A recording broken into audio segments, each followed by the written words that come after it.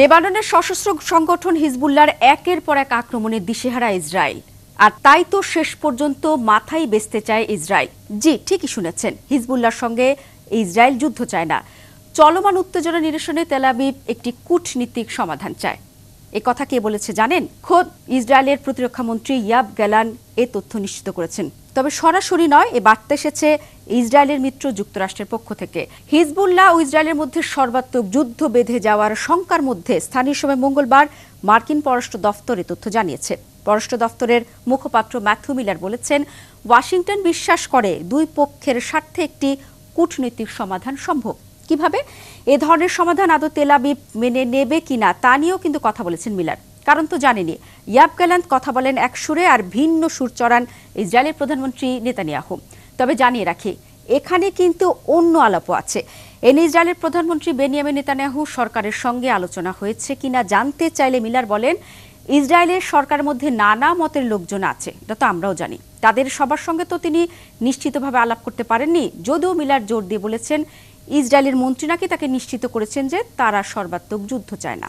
আপনারা জানেন যে ইসরায়েলের উত্তরাঞ্চলে তারা কূটনীতিক সমাধান চান, যেটি বারবার বিভিন্ন সূত্রের মাধ্যমে বলা হচ্ছে। কারণ এই যে ইসরায়েলের সেনাবাহিনী এবং হিজবুল্লাহর যে যুদ্ধ চলছে থেমে থেমে, এতে কিন্তু লাখ লাখ ইসরায়েলি পরিবার তাদের বাড়িতে ফিরতে পারছেন না। আর যদি যুদ্ধ না হয় তাহলে যারা এর মধ্যে বাস্তুচ্যুত হয়েছেন তারা ফিরতে পারবেন।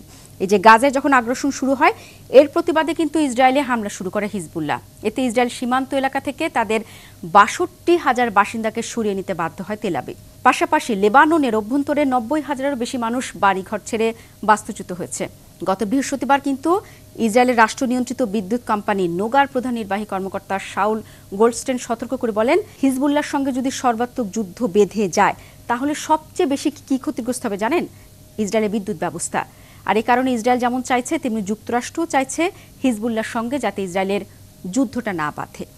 এবং মার্কিন প্রতিরক্ষা মন্ত্রী লয়েড অস্টিনও কিন্তু ইসরায়েল এবং লেবাননের বেসামরিক যে মানুষ আছে যাতে তাদের ঘর বাড়িতে ফিরে যেতে পারে সেজন্য কিন্তু তারা কাজ করছে, এবং তারা দুপক্ষকেই কিন্তু সতর্ক করেছে যাতে যুদ্ধটা না বাড়ে। কিন্তু আপনারা তো সবাই জানেন, যারা প্রতিনিয়ত আন্তর্জাতিক বিশ্বের খবর রাখেন, যে ইসরায়েল এবং লেবাননের শত্রুতার ইতিহাস তো অনেক পুরনো। আর ইসরায়েলের জন্য লেবাননের হিজবুল্লাহর সাথে যে সংঘর্ষ, সেটা কিন্তু সুখকর নয়।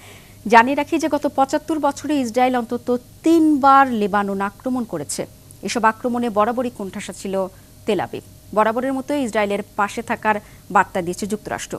আপনারা জানেন, লেবাননের ইরান সমর্থিত সশস্ত্র গোষ্ঠী হিজবুল্লাহর সঙ্গে যদি ইসরায়েলের সর্বাত্মক যুদ্ধ বেঁধে যায় তাহলে তো যুক্তরাষ্ট্র ইসরায়েলকেই সমর্থন দেবে।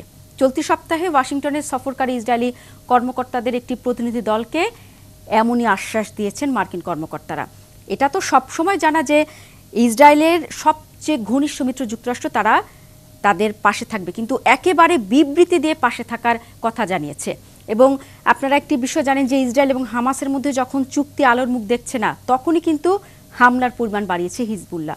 এমন অবস্থায় দুপক্ষের মধ্যে সর্বাত্মক যুদ্ধের আশঙ্কা করছেন মার্কিন কর্মকর্তারা। তাদের শঙ্কা, হিজবুল্লাহ যদি তাদের হামলার পরিমাণ আরও বাড়ায় তাতে কি হবে? ইসরায়েলের যে জনগণ, যে নাগরিক, তাদের কিন্তু মৃত্যুর সংখ্যা বাড়বে। কারণ লেবাননের হিজবুল্লাহ যে সংগঠন, তারা কিন্তু গেরিলা সংগঠন এবং তারা খুব আক্রমণাত্মকভাবে হামলা চালায়।